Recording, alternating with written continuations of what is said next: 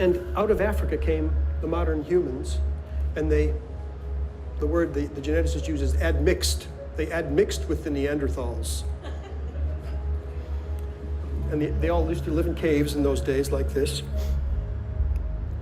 Came out of Africa, admixed with the Neanderthals. This was Neanderthal territory. There was another group of Neanderthal-like creatures called the Denisovans. They lived up here in Siberia, and they have their genome has been sequenced. They were distinct from the Neanderthals.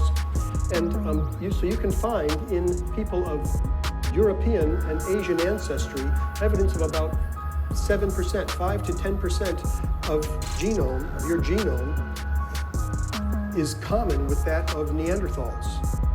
We've been separated from them for 30,000 years or so. And in some of the tribes in Papua New Guinea and those islands out there, there's evidence for a different kind of genome, which is probably the Denisovan genome. And they might have 7% Neanderthal and 5% Denisovan. So they might be 12 or 15% different from us. And in fact, the Africans who came out from Africa have no evidence of any Neanderthal genes in them, no evidence of admixture. So they're the real pure humans, Homo sapiens. Really, really interesting. Welcome to The Will and Truth, where your hip views, news, blues, reviews, and historical clues are invited and cited. The Will and Truth is the world's terror, for the ways of its own many errors. Rolling down the steep, the error is rising to its peak. Can we run from the mob of the rolling heap? We are destined to reap what we keep. Without correction, the keep spoils, to the grave it seep. The miseducation is intentional. Escapism of entertainment has been fentanyl. The dopamine to diverge from our errors is the reason Will and Truth is the world's terror. Hello. Welcome to another article here. This article is featured Cheddarman. And Cheddarman is a long story, a driven story of a skeleton found in Britain that originally they thought, because of the locale or the location, they thought it was the oldest bone of Caucasian people. But once they extracted the DNA, they found it something totally different of what they thought it was. So we would go through this, not really an article. Actually, I went into the Museum of Natural History Museum, and we're gonna read from their site as far as the story of Cheddarman.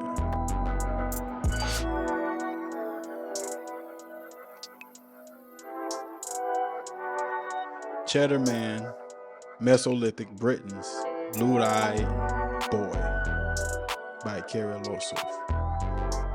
So again, the link will be in the description, but this is the link to Natural History Museum.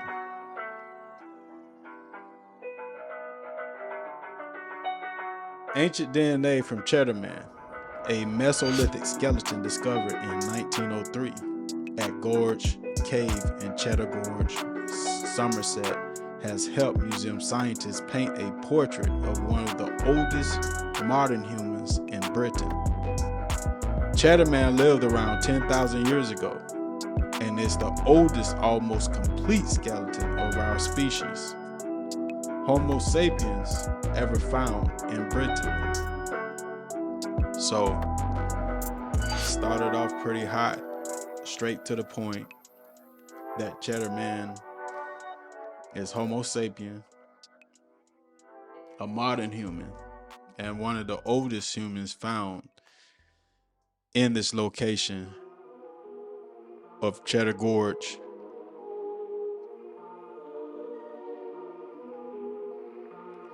Research into ancient DNA extracted from the skeleton has helped scientists to build a portrait of Cheddar Man and his life in Mesolithic Britain. The biggest surprise, perhaps, is that some of the earliest modern human inhabitants of Britain may not have looked the way you might expect.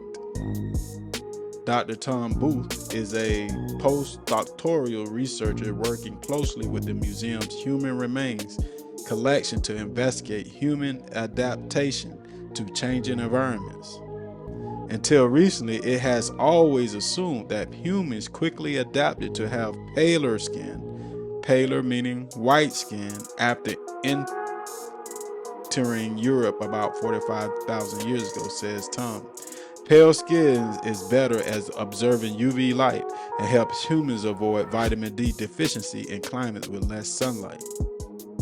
So, again, they thought that Cheddar Man was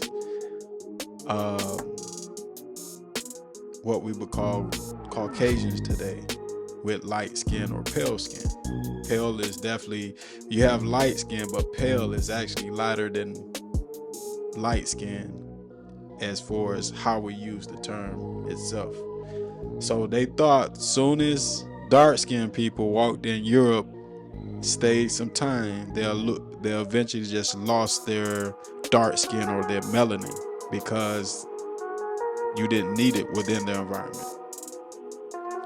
However, Cheddar Man has the genetic markers of skin pigmentation usually associated with sub-Saharan Africa. Wow. Let's read this again.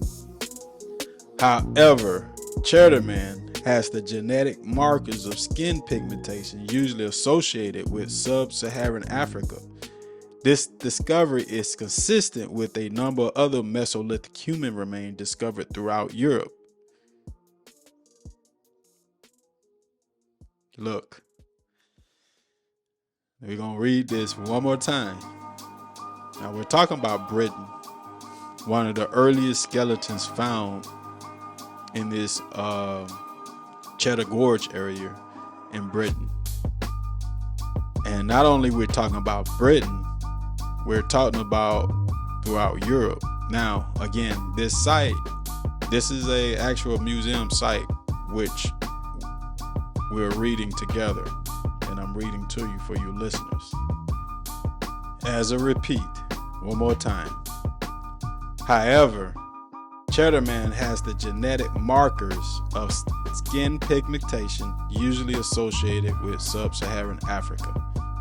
This discovery is consistent with a number of other Mesolithic human remains discovered throughout Europe.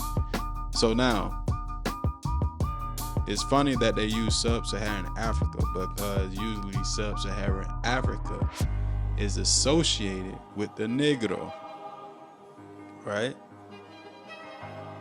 So again, they're using Cheddar Man as a likeliness to sub-Saharan Africans. Okay. The model of Cheddar Man, rendered by Kenneth and Kenneth's reconstruction, features in the Channel 4 television documentary, The First Brit: Secrets of the 10,000-Year-Old Man. So this is actually a reconstruction of the skeleton. And from the genetics and the genes that they pulled from the skeleton, they get the skin tone, they get the light eyes.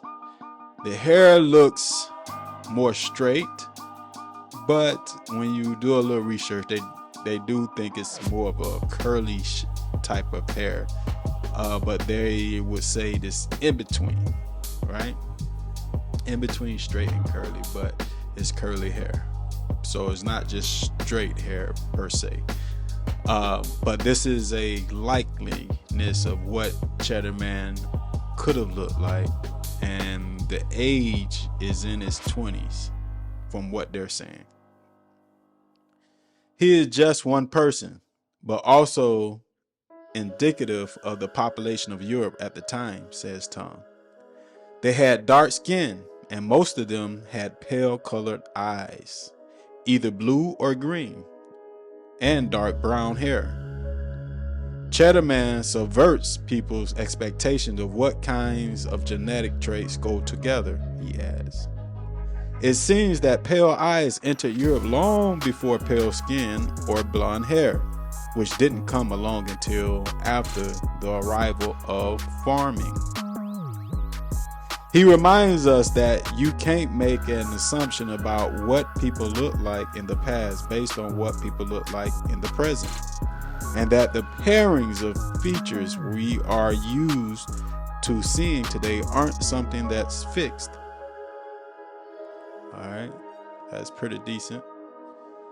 That's pretty decent. Now, there's a part here. It says, it seemed that pale eyes entered Europe long before pale skin or blonde hair, which didn't come along until after the arrival of farming. So there's another article that I will also add later, sometime after this one, or before, not sure how I would release in order. This article talks about that they believe it's like 3 major waves that came into Europe. You have those that came from Africa, the Middle East, and the steepies, or the steeps of Russia, or the mountains, or the Caucasus Mountains. In those in the middle, or what they call the Fertile Crescent, or the Middle East, a modern term, Middle East itself, these were the farmers. And they think that the light skin, blonde hair came after the farmers. So this is what this is mentioning. And also, there's a recent article that they believe that possibly before those 3 waves, there might have been a whole nother group of people that was in Europe. And what determined how long they stayed was the environment, because we know there was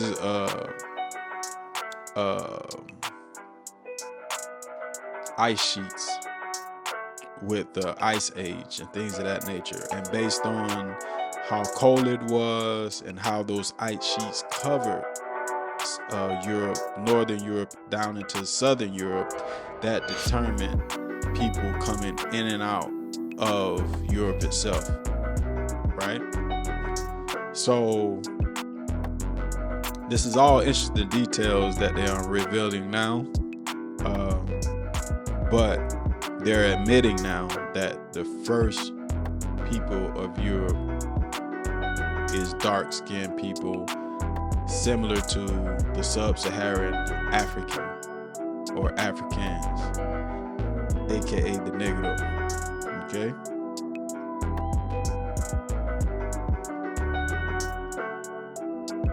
Who was Cheddar Man? Cheddar Man was a Mesolithic. So the Mesolithic period is 10,000 BCE to 8,000 BCE. BCE usually is in a religion aspect before Christ era, or it could be before Common Era, right? So 10,000 before Common Era. So if we're in 2,000 years right now, 2023, so before Common Era, sometimes you could take it from before Christ, okay? So again, Cheddar Man was a Mesolithic hunter and gatherer, fully modern human with dark skin and blue eyes. Fully modern human, it just means that those people that came from Northern Africa, or possibly the Fertile Crescent, that was modern humans, they genetically, they're not mixed with other hominins, such as Neanderthals or Denisovans, which is they believe is a ancestor of the modern human, or the Homo sapien per se. Again, these are all just their theories. But usually when they say fully modern human, that means typically you're out of Africa, or you don't have no admixture of other sub hominins or subhumans. Okay. Again, Cheddar Man was a Mesolithic hunter-gatherer, fully modern human with dark skin and blue eyes. He was about 166 centimeters, 166 millimeters. That's about 5'4" tall, and died in his 20s. His skeleton was uncovered in 1903 during improvements to drainage of Gold's Cave, a popular tourist attraction. When he was first found, there was claims that Cheddar Man was the long-sought earliest Englishman, with exaggerated dates of 40,000 to 80,000 years. But subsequent radiocarbon dating from the 1970s onwards suggests he lived around 10,000 years ago. Resembles skeleton of Cheddar Man. The skeleton is on loan to the museum from a Lone Lake estate. Okay, they added this in there that even in death, this gentleman bones is from the estate of Lone Lake estate, and which is a loan to the museum. His skeleton shows a narrow pelvis shape. It's uncertain whether a hole of his forehead was from an infection or from damage at the time of excavation. Like all humans across Europe at the time, Cheddar Man was lactose intolerant and was unable to digest milk as an adult. So now again, there's a repeat. What you see here, the gentleman you see here, was the likeliness of all humans, as they say, the likeliness of all humans across Europe at the time. And these people was lactose intolerant. They couldn't digest milk, which a lot of us still are lactose intolerant, especially those us that favors this gentleman. A lot of us are lactose intolerant still. At this time, Cheddar Man was alive. Britain was attached to continental Europe, and the landscape was becoming densely forested. So, instead of the current state of Britain is an island. So they believe during this time, being that you had coming from the Ice Age, where there's a lot of the water table still was ice, therefore the low water table was lower, right? Therefore creating more land in which we would see right now. So therefore they think that Britain was attached to the continent, or still is attached to the continent, but a portion of that is submerged underwater. That makes it seems like an island. Okay. And during that time, they felt like, after the ice have been retreating, naturally the growth of forestry and plants comes back. So this is what they're saying. The landscape was becoming densely forested. Cheddar Man belonged to a group of people who were mainly hunter and gatherers, says Tom. They were hunting game as well as gathering seeds and nuts and living quite complex lives. In addition to seeds and nuts, his diet would have consisted of red deer, oryches, which is large cattle, along with some freshwater fish. So basically what they're describing here, even these people, and if we're going into a biblical sense, they pretty much ate clean. They kind of ate clean as far as what we seeing here, freshwater fish, based on the fish, but the seeds, the nuts, and the wild cattle definitely shows a decent diet. Okay. It's all interesting. Science. I wish we had this type of stuff. You know, we talked about these things when I was in school, grade school, elementary school. You know, the belief that that was taught at the time, that the earth was only 6,000 years old, which as a child I never accepted because it just didn't make sense. If I just looked at it plain and simple as a child, that okay, if the average grandmother or grandfather lived to be close to 100 and we rounded up to 100, 1,000 years just mean that just 10 people. And that, to me, it just didn't seem like a lot. And you just don't see that much evolution happening and changes in people within that time. The only changes you really see is the admixture or the mating rituals or the mating beliefs that people would have. And definitely in those early times, people migrated as a group and they mated amongst each other. So there was no sense of changing unless there was other subgroups that came in and you added to that gene pool, right? Now over time, it's possible that, there are some mutations that may happen, but I would say they're probably less likely if that group stays together, if they mate together, right? Whatever mutations that is within the gene pool will eventually, the course correction that life has given us and have proven that typically it would take away the thing that it don't need. And if a group of people mate together, over time, I think those mutations will lessen, right?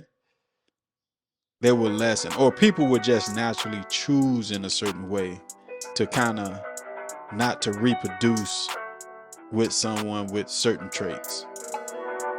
You know, that's my theory, right? So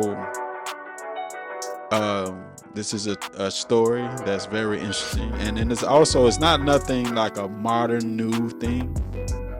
What we're about to go into is a New York Times article in January 1904, and this article just going to prove that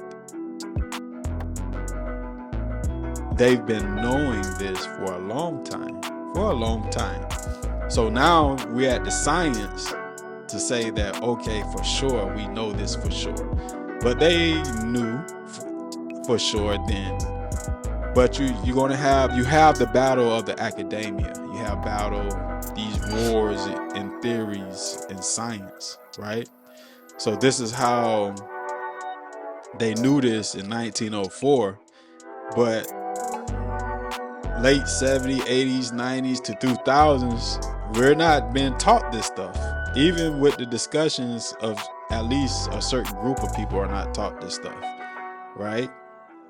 If we're allowing ourselves or we're allowing our children to only be taught in school from a general sense, these are the things that they're not talking about in school, which they have talked about this over hundreds of years ago, which this article brings out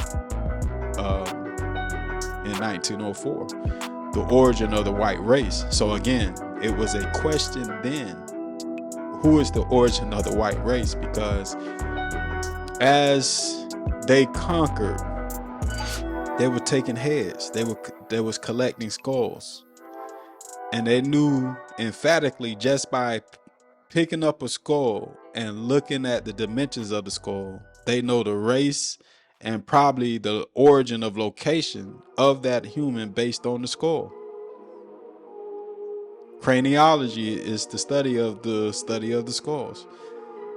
And they collected hundreds to thousands of skulls, probably on shelves in hidden institutions, which a lot of this information start to bubble up again as they're starting to do this new testing and DNA and pulling and extracting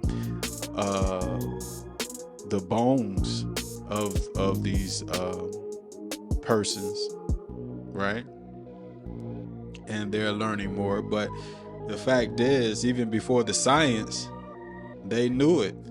And his goal on an article in 1904 that kind of aligns, that it's not even kind of aligned, it aligns with the Cheddar Man. And then there's other articles I would bring forth that also aligns with this as well, right? So in the origins of the white race, right, this is what we're talking about here. So I'm gonna read the highlighted portion. It says, "The Races of Men, the Study of Human Types" by M. Verneau in the Smithsonian Institute report for 1902, page 453.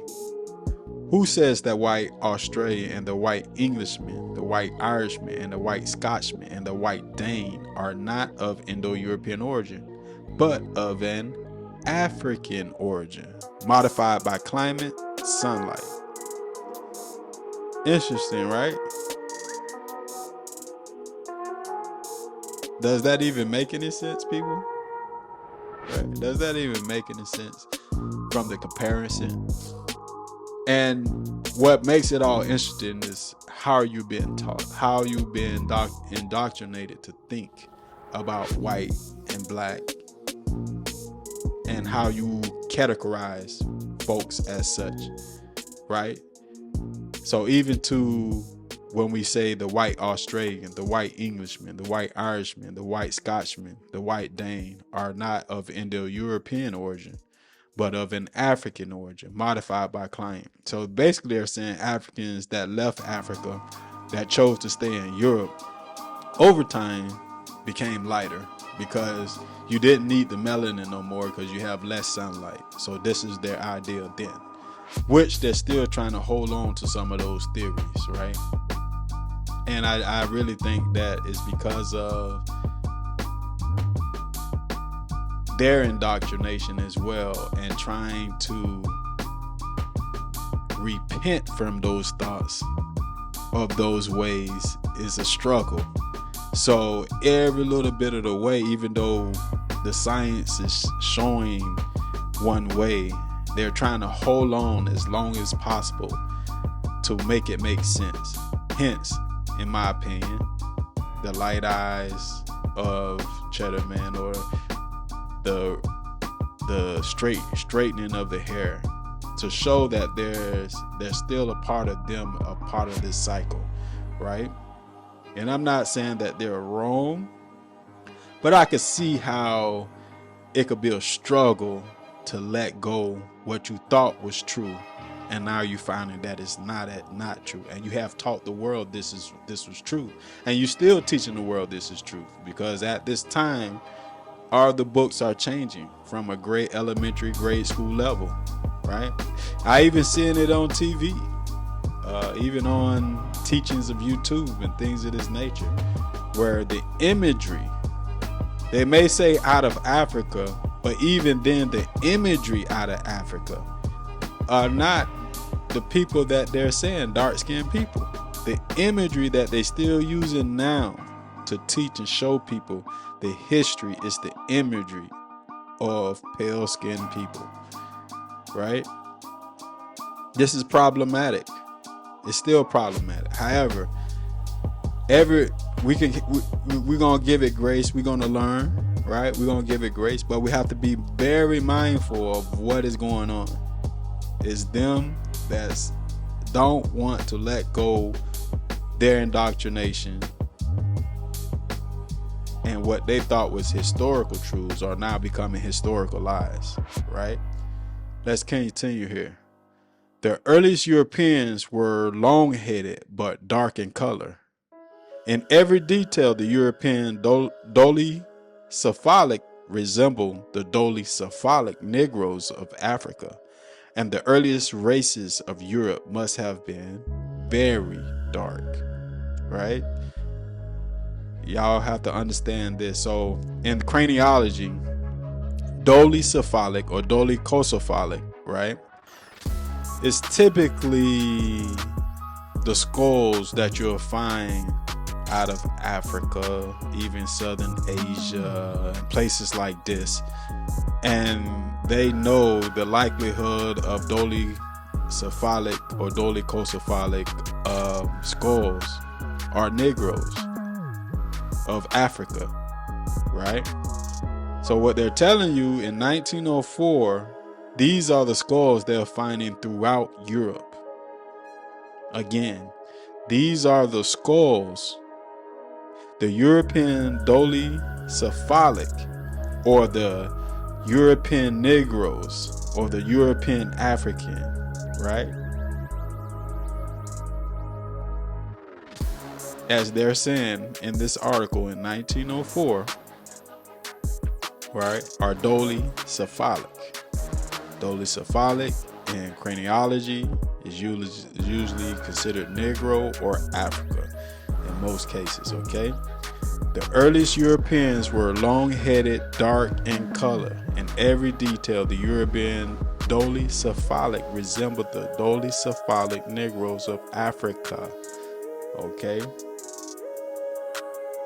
These things, it's troubling because, again, when you're seeing these things and hearing these things in movies, YouTube lectures, and things of that nature, the depictions, the images are typically not Negroes or Africans, right? It's still looking more of a Caucasoid, dolicephalic, right? Because when they say dolicephalic, the imagery have to be exact. It have to be exact. But if you get an imagery of other groups of people or an admixture of people, because even if it's not per se Caucasian images, illustrations, it could be a admixture image or like a mixture between the two, right, of imagery. So again, the earliest European were long-headed but dark in color. In every detail, the European dolicephalic resembles the dolicephalic Negroes of Africa, and the earliest races of Europe must have been very dark races of Europe, page 446. So that if the Australian statesmen want to keep Australia only for the white Aryan, then they would exclude the very races from which they themselves are derived.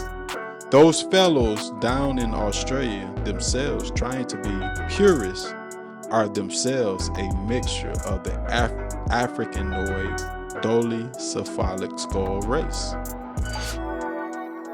Okay, so what this article in 1904 is going against the doctrination of what we call supreme whiteness, or the term they use today is white supremacy, right? I don't like using those terms because, again, you put it in the earth, you're almost giving that life, right? So this article goes against that whiteness came from a pure race, right? But this article, Cheddarman, and these stories are arguing how could that be if we're finding throughout Europe dolicephalic skulls in the dirt, in the dust of the ground. As we're building, as we're excavating, the skulls we're pulling up are dolicephalic from all ages, ancient ages, right? So this is what this is arguing. Dr. M. Verneuil, Smithsonian Institute report in 1902. So this is the Smithsonian Institution report in 1902, page 453, says some of the skulls of the Belgians have on each side of the base of the nasal opening a groove characteristic of the Negro. And it is possible that there is a connecting link between the African and Caucasian. So all this is saying is that they're finding so many ninjas, they're finding so many docephalic skulls throughout Europe that it has to be a link between the Caucasian and the African. It has to be. You can't have this many docephalic negro skulls all the way through Belgium, Spain, Portugal, all throughout Europe, Southern Europe, Northern Europe, right? We have to have a link here between the Caucasian and African. So this is what this is talking about. This is just a reference to Cheddar Man and just bridging the link. And like I said, they've been knowing for a while about this. And this is what this New York Times article from its archive brings upon. So this is another reference here. It's called Observations Concerning the Increase of Mankind, Peopling of Countries by Benjamin Franklin. Y'all know Benjamin Franklin. A lot of us worship Benjamin Franklin on the currency, right? This is Boston, printed and sold by Neyland and Queen Street, 1755. Okay. Another reference here. And we're going to focus more on the 24th. We're going to go down to 24. Right? It says here, which leads me to add one remark, that the number of purely white people in the world is proportionally very small. All Africa is black or tawny. Tawny is brown, dark brown to light brown. Asia chiefly tawny. America exclusive of the newcomers. The newcomers are them, the Caucasians. Wholly so. So America is wholly so black and tawny, right? Excluding the newcomers. And in Europe, the Spaniards, the Italians, the French, the Russians, the Swedes are generally of what we call a swarthy complexion.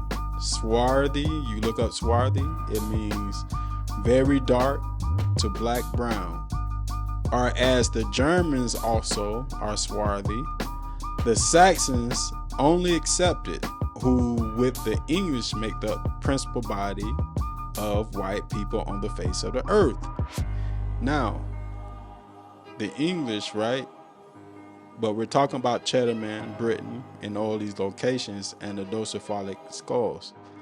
So at the age of Benjamin Franklin at the time, that just mean that a whole bunch of Caucasians have moved into that area, right? And he's just giving you their somewhat origin story or their dominance in this location, okay?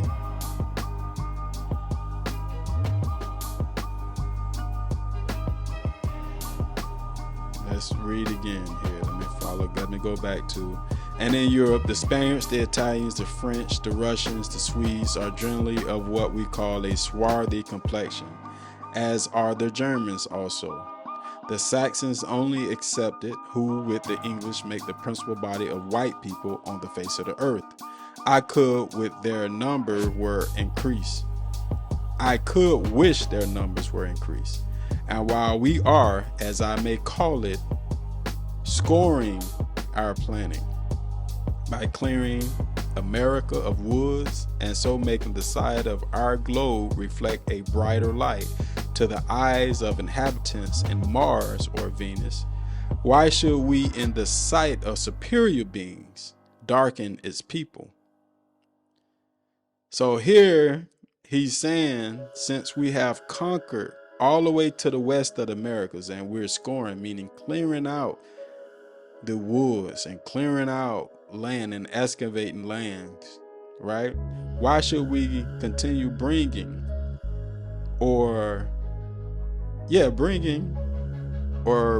people such as Africans or black people from other parts of the world to here to do the work, in a sense, and they outnumber us.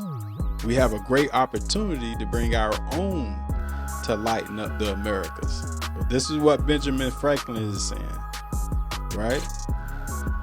This is what he's implying, right?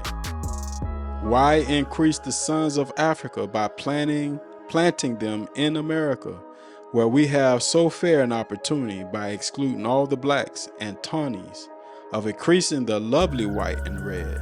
But perhaps I am partial to the complexion of my country, for such kind of partiality is natural to mankind. This is Benjamin Franklin, 1755. Look, it was illegal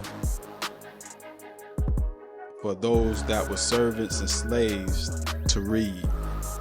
So he was definitely writing this essay to his own kind, as he eloquently says. He's partial to his kind. All right. That's called The Observation Concerning the Increase of Mankind, People of Countries, Benjamin Franklin in 1751. All right.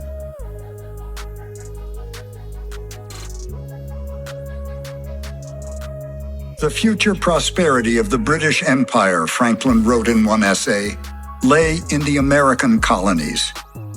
Because of the abundance of land, he predicted the white population would double every 20 years, and within a century would even surpass England's. All of this disregarded the sovereignty of native peoples, whose land it had been for millennia. In the same essay, he argued, strictly on economic grounds, that the importation of black slaves diminished a nation, because the whites who have slaves are enfeebled by not working themselves. He is combining racism and opposition to the slave trade simultaneously. Some of the initial efforts to stop the slave trade to North America originated in concern that there were too many black people there. It was an immigration problem rather than a moral problem.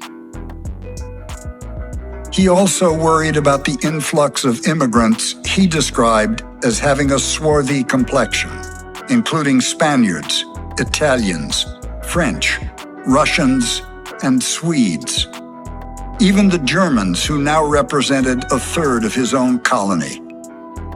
Why, he wrote, should Pennsylvania, founded by the English, become a colony of aliens, who will shortly be so numerous as to Germanize us instead of our Anglifying them? We have so fair an opportunity, by excluding all blacks and tawnies, of increasing the lovely white and red. But perhaps I am partial to the complexion of my country, for such kind of partiality is natural to mankind. In the middle decades of the 18th century, notions of racial inferiority were so deeply embedded that the unusual fact of this document actually is how he says at the end, or maybe I'm just biased in favor of people like myself. Franklin doesn't deserve particular praise for that, but it is unusual in the sense of he's being self-reflective about his own prejudices. It's the self-reflective part which is slightly unusual. The prejudices are not.